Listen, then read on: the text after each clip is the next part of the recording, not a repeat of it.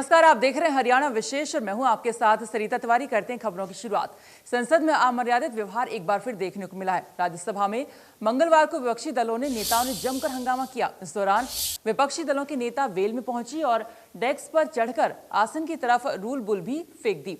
संसद से बाहर सड़क पर विपक्षी पार्टियां इस मामले पर एकजुटता दिखी। गुरुवार को कांग्रेस सांसद राहुल गांधी की अगुवाई में विपक्ष करीब 15 पार्टियों ने संसद से विजय चौक तक मार्च निकाला। वहीं बीजेपी ने सदन में कांग्रेस के प्रदर्शन और मार्च को लेकर हमला बोला।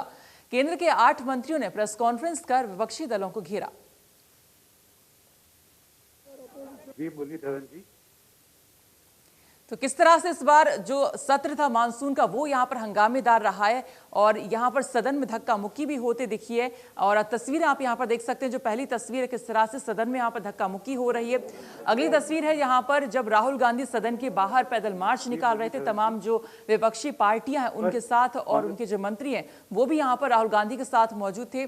और साथ ही साथ आप जो आखिरी तस्वीर यहाँ पर देख रहे हैं वो है केंद्र के जो सवाल हैं वो यहाँ पर जो विपक्षी पार्टियां उनकी तरफ यहां पर ये सवाल जाते हैं कि आखिरकार ये किस तरह का व्यवहार है।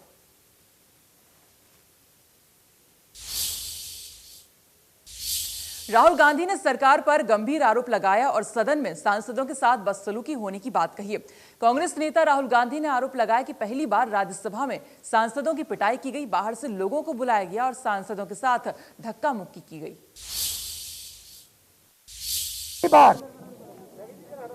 पहली बार राज्यसभा में सांसदों की पिटाई की गई है। बाहर से लोगों को बुलाकर नीली वर्दी में डालकर सांसदों को धक्का मुक्की मारपीट की गई। और आप ये सवाल पूछ रहे हो कि स्पीकर को दुख हो रहा है, वाइस चेयरमैन को दुख हो रहा है। चेयरमैन की क्या जिम्मेदारी है? चेयरमैन की जिम्मेदारी हाउस को चलाने की है। चेयरमैन ने हाउस को पिछले दिनों में क्यों नहीं चलाया? स्पीकर ने क्यों नहीं चलाया? जो विपक्ष के दिल में बात है वो हम क्यों नहीं रख सकते हैं? हाउस के अंदर ना किसानों की बात कर सकता है, ना बेरोजगारों की बात कर सकता है, ना इंश्योरेंस बिल की बात कर सकता है, ना पेगासस की बात कर सकता है। यह सच्चाई है। हिंदुस्तान का प्रधानमंत्री हिंदुस्तान को बेच रहा है। धन्यवाद। बताता हूं मैं आपको और हिंदुस्तान को बताता हूं यहां हाउस में कौन किस प्रकार से विपक्ष को रोक रहा है। हिंदुस्तान के प्रधानमंत्री, भाइयों और बहनों, युवाओं, जो आप घर में बंद हो आज, जो आपके फोन में पेगासस है, आप सुनिए, हिंदुस्तान का प्रधानमंत्री इस देश को बेचने का काम कर रहा है। हिंदुस्तान का प्रधानमंत्री 2-3 उद्योगपतियों को हिंदुस्तान की आत्मा बेच रहा है। राज्यसभा में सदन के नेता और केंद्रीय मंत्री पीयूष गोयल ने विपक्ष पर तीखा वार किया है। पीयूष गोयल ने कहा कि राज्यसभा में विपक्ष का व्यवहार पूरे सदन की गरिमा को ठेस पहुंची है। साथ ही केंद्रीय मंत्री अनुराग ठाकुर ने विपक्ष से माफी मांगने को कहा। ये बाई वे और दी हाईवे का जो विपक्ष का रवैया है इसकी हम घोर निंदा करते हैं और मैं समझता हूं पूरा देश इसकी निंदा करते हैं। ये विपक्ष ने समझना पड़ेगा कि आज पूरा देश प्रधानमंत्री नरेंद्र मोदी जी की लोकप्रियता से, उनके दिन रात 24 घंटे काम करने के प्रयासों से, देश की अर्थव्यवस्था को फिर एक बार तेज गति देने के काम से, देश को आत्मनिर्भर, आत्मविश्वास से भर के एक आगे अगले 25 वर्ष का जो समय हम आजादी के 75 वर्ष मना रहे हैं, हम सब ने यह तय किया है कि कैसे इस देश को अगले 25 वर्ष में जब आजादी के 100 वर्ष पूरे होते हैं तब एक विश्व शक्ति, एक ग्लोबल सुपर पावर के रूप में बनाने के लिए पूरा देश जो जुट गया है, उससे शायद विपक्ष डर गया है और उस डर के कारण ये डाइवर्ट करने की कोशिश, झूठ के आधार पर देश को गुमराह करने की कोशिश, मीडिया को गुमराह करने की इस कांग्रेस और अन्य विपक्षी दलों की जो व्यवहार रहा है उसको मैं समझता हूं पूरा मीडिया और पूरा देश ने देखा है। हम उसकी निंदा ही नहीं करते हैं, हम डिमांड करते हैं कि सख्त से सख्त कार्रवाई की जाए। जहां देश की जनता इंतजार करती है कि उनसे जुड़े हुए विषयों को सदन में उठाया जाए, वहीं पर विपक्ष ने सड़क से संसद तक सिर्फ अराजकता अराजकता और अराजकता, ये विपक्ष का एकमात्र एजेंडा रहा। न जनता का हित, न टैक्स पेयर के पैसे की फिक्र और न ही संवैधानिक मूल्यों की गरिमा की फिक्र थी। और जो घटा वो बहुत शर्मसार था, निंदनीय था। और ये घड़ियालू आंसू बहाने की बजाय इनको तो देश से माफी मांगनी चाहिए। दक्षिण हरियाणा में केंद्रीय मंत्री भूपेंद्र यादव के स्वागत में जन आशीर्वाद यात्रा निकाली जाएगी। बीजेपी के प्रदेश अध्यक्ष ओपी धनखड़ से बात की हमारे संवाददाता दीपक शर्मा ने। प्रदेश भाजपा की जन आशीर्वाद यात्रा पे बात करने के लिए हमारे साथ है प्रदेश भाजपा के अध्यक्ष ओम प्रकाश धनखड़ जी। धनखड़ जी, जन आशीर्वाद यात्रा, सबसे पहले तो इसके पीछे उद्देश्य क्या है? सब अपने अपने इलाके में जाके जो उनका प्रभाव क्षेत्र है वहाँ लोगों का आशीर्वाद लें, उनके बीच में जाएं, यही इसका मुख्य उद्देश्य है। तो सभी को वहाँ भेजा जा रहा है। भूपेंद्र जी का हमारे एक अच्छा सुयोग है कि वो हरियाणा के रहने वाले हैं, राजस्थान से राज्यसभा में, तो दोनों राज्यों में उनकी जन आशीर्वाद यात्रा का आयोजन कर रहे हैं। तो कौन कौन लोग रहेंगे, किस तरीके से इसको लेकर पूरा रोड मैप रखा गया है इस पूरी यात्रा को लेकर? देखिए, 2 दिन की उनकी यात्रा है। 16 तारीख को वो गुड़गांव जिले में रहेंगे और अपने गांव तक जाएंगे और 17 तारीख को वो रेवाड़ी और महेंद्र से यात्रा करेंगे। मुख्यमंत्री जी उनके गाँव में आ रहे हैं। 3 बड़ी सभाएँ हैं। 3 बड़ी सभाओं में मैं उनके साथ रहने वाला हूँ, मानेसर में, उनके गांव जमालपुर में और गोदबलावा में। और बाकी जो हमारे वरिष्ठ सब नेता हैं, हमारे विधायक, 3 विधायक हैं गुड़गांव में, उनकी ड्यूटी गुड़गांव में लगाई गई है। जिला अध्यक्ष प्रभारी की लगाई गई है, सुधा यादव जी, संतोष यादव जी की लगाई गई है। इसी तरह से हमारे मंत्री हैं बावल से बनवारी लाल जी, उनकी लगाई गई है। लक्ष्मण जी विधायक हैं, उनकी लगाई गई है। वहाँ के जिला अध्यक्ष हुकम चंद जी, हमारे चेयरमैन अरविंद यादव जी, प्रभारी संदीप जोशी जी की लगाई गई है। ऐसे ही रामविलास शर्मा जी, ओम प्रकाश यादव जी, अभी सिंह जी, सीताराम जी, और उसके साथ जिला अध्यक्ष राकेश जी, विजय आलूवालिया जी जो हमारे प्रभारी हैं। ऐसे ड्यूटी सबकी लगाई गई है। 1 दिन का इंचार्ज दीपक मंगला जी को बनाया गया है। 1 दिन का इंचार्ज जो है संदीप जोशी जी को बनाया गया है। तो यात्रा का स्वागत यहाँ गुड़गांव में सुधीर सिंगला जी, संजय सिंह जी, जरावता जी ये करेंगे और इस तरह से यात्रा आगे बढ़ जाएगी। हम अगर बात करें, हालांकि गुड़गांव बार के सदस्य भी रहे हैं, लेकिन इसके साथ साथ उन्होंने राजस्थान से लेकर देश के विभिन्न राज्यों में राजनीति करी, सक्रिय रहे। लेकिन अब दक्षिण हरियाणा में एक बड़े विकल्प के तौर पर, बड़ी राजनीतिक चेहरे के तौर पर उनको कहना कि कहा जा सकता है ये स्वागत उनका रहेगा, क्योंकि लंबे समय से दक्षिण हरियाणा में इतना एक्टिव नहीं थे। देखिए, जब भी किसी व्यक्ति पर कोई बड़ा दायित्व आता है तो निश्चित रूप से उस इलाके का प्रेम भी उसके प्रति आता है और लोग कनेक्ट भी होते हैं। तो स्वाभाविक है कि वो हमारे यहाँ के रहने वाले हैं, तो लोग उस नाते से प्रेम की अभिव्यक्ति लोगों की होगी। लोग मिले जुलेंगे भी, केंद्र सरकार के काम भी उनके पास लेकर जाएंगे। तो एक स्वाभाविक बात है, जब इतना बड़ा दायित्व उनको संगठन का काम करते करते मिला है तो उस दायित्व का लाभ इस इलाके को भी मिलेगा। अंत में एक क्वेश्चन है और अलग मुद्दे से बात करेंगे इसको। तिरंगा यात्रा आपके पूरे प्रदेश भर में चली, जगह जगह देखी गई, हर विधानसभा में लगभग रही।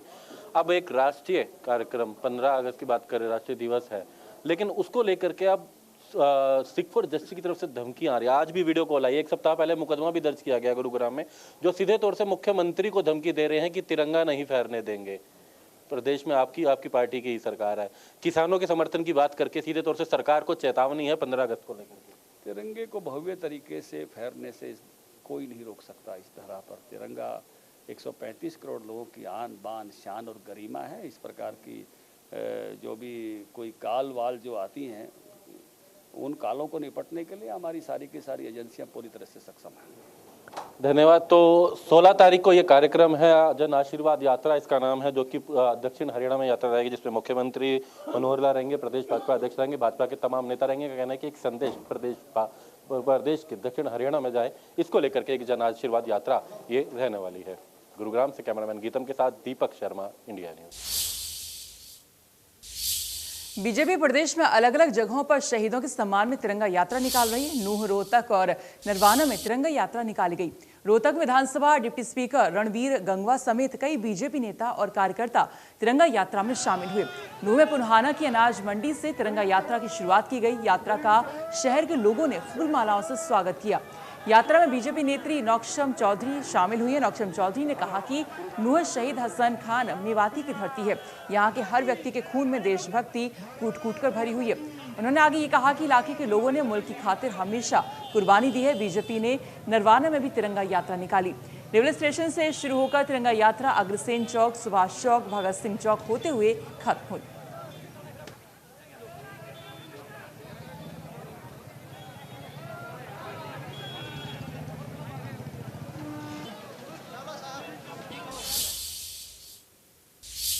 अंबाला में देर रात हरियाणा के गृह मंत्री अनिल विज का युवा किसानों ने विरोध किया था, जिसके बाद पुलिस ने 5 प्रदर्शनकारियों के खिलाफ मामला दर्ज कर उन्हें गिरफ्तार कर लिया है। सुबह किसानों ने नेशनल हाईवे रोका तो पुलिस ने सभी को हिरासत में ले लिया और इसके बाद किसानों ने पुलिस लाइन को घेर लिया। पुलिस प्रशासन और किसानों में हुई बैठक में पुलिस ने सभी किसानों को छोड़ने का फैसला लिया, लेकिन पुलिस ने स्पष्ट किया है कि FIR कैंसिल नहीं होगी, जिसे किसानों ने मान लिया है। यहाँ पर पानी लेकर पहुंचे हैं हम अपने साथियों के लिए। जो इनका धरना प्रदर्शन है वो शांतिपूर्वक हो सकता है, बट कोई ऐसी चीज़ नहीं होनी चाहिए कि जिससे कि लोगों को परेशानी हो। उनको यही एंगेज करके समझाया गया है और अभी भी उनसे यही किया गया है कि जो काम है पुलिस को उनको करने दीजिए। दोनों DSPs भी थे और आप हमें जो लीगल कार्रवाई बनती है वो करने दीजिए, जो भी होगा लो विल टेक इट ऑन। कानून की प्रक्रिया के तहत जो भी रिहाई बनेगी उसी हिसाब से उनकी रिहाई कर दी जाएगी। अभी किसान छोड़े जाएंगे? बिल्कुल छोड़े जाएंगे। कानून में जो प्रावधान है उन प्रावधानों का पालन करके उनको छोड़ा जाएगा। मुकदमा वापस सरकार का काम है। मुकदमा दर्ज होने के बाद पुलिस वापस थोड़ी लेती है, सरकार का काम है वो। लीगल जिन लोगों को हिरासत में लिया गया लीगल फॉर्मेलिटी पूरी करके उनको फारिग किया जाएगा। धामनगरी कुरुक्षेत्र की जाट धर्मशाला में किसान महापंचायत में किसान नेता राकेश टिकैत ने केंद्र सरकार पर जमकर हमला बोला। उन्होंने कहा कि किसानों के खिलाफ आपराधिक मामले दर्ज करने से आंदोलन दबने वाला नहीं है। साथ ही उन्होंने कहा कि उनकी लड़ाई केंद्र सरकार से है, ना कि हरियाणा सरकार से। सरकार से बातचीत पर उन्होंने बोला है कि वार्ता के लिए सरकार बुलाएगी तो किसान नेता जाएंगे और इसके अलावा उन्होंने सरकार पर खिलाड़ियों से नहीं मिलने देने का आरोप लगाया।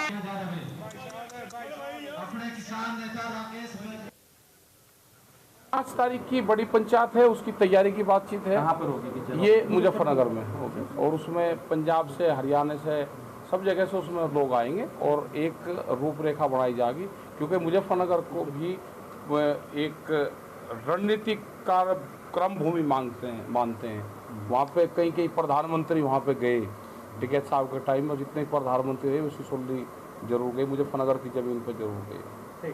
मान जाएंगे अभी क्या को टाइम ज़्यादा हो गया। भारत संगठन बन रहा, देश का किसान और जवान इकट्ठा लग रहा हूँ, तो ये लड़ाई तो लड़ी जाएगी भाई।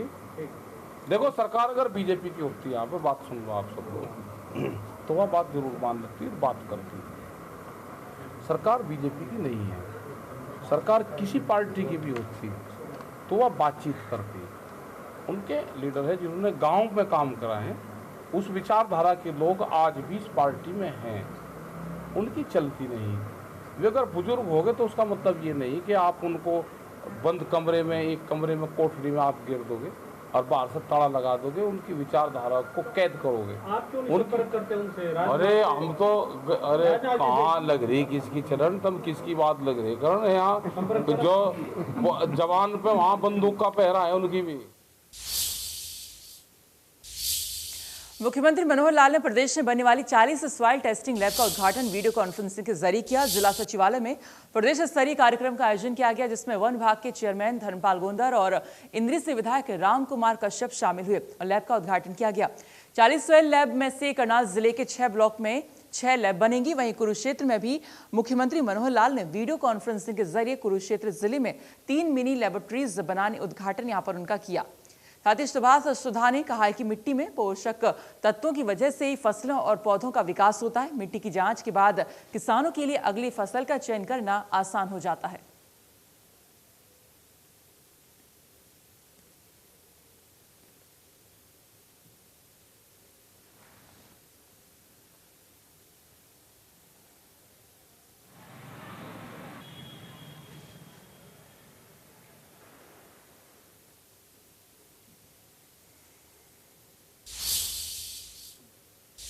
पंचकूला के सेक्टर 5 स्थित इंद्रधनुष ऑडिटोरियम में 13 अगस्त को हरियाणा सरकार टोक्यो ओलंपिक में शानदार प्रदर्शन करके लौटी खिलाड़ियों का सम्मान समारोह किया जाएगा। सीएम मनोहर लाल पदक वीरों का सम्मान करेंगे। पदक वीरों के सम्मान समारोह की कैसी कुछ तैयारी है, इस रिपोर्ट में देखिए।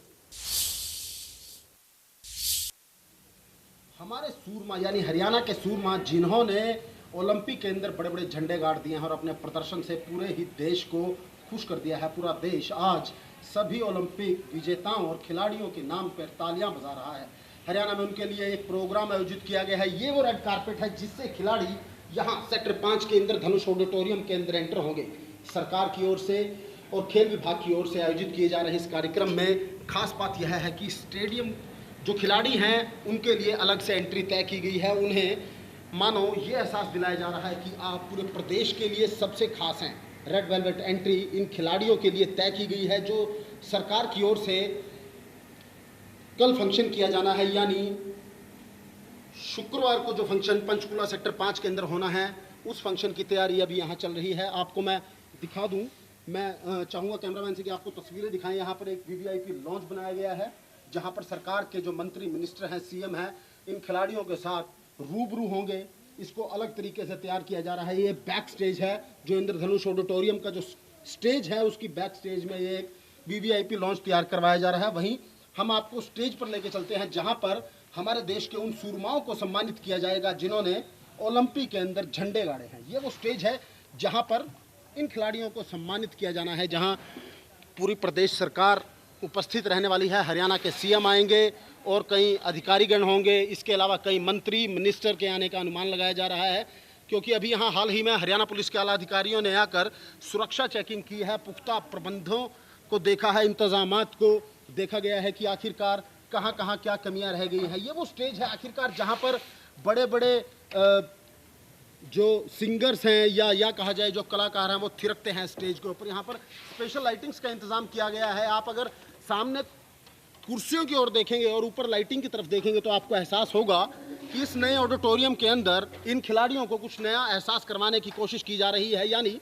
सरकार की ओर से ये फील करवाने की कोशिश की जा रही है कि आप हमारे लिए बेहद खास हैं। सिर्फ और सिर्फ सरकार के लिए नहीं बल्कि पूरे प्रदेशवासियों के लिए आप सबसे अहम और सबसे खास हैं। इसलिए अलग से ये तैयारी यहाँ पर की जा रही है। कैमरामैन कपिल नागपाल के साथ अमित शर्मा, इंडिया न्यूज़ हरियाणा। और फिलहाल इसी के साथ हरियाणा विशेष में इतना ही, लेकिन बाकी खबरों के लिए आप देखते रहिए इंडिया न्यूज़ हरियाणा। नमस्कार।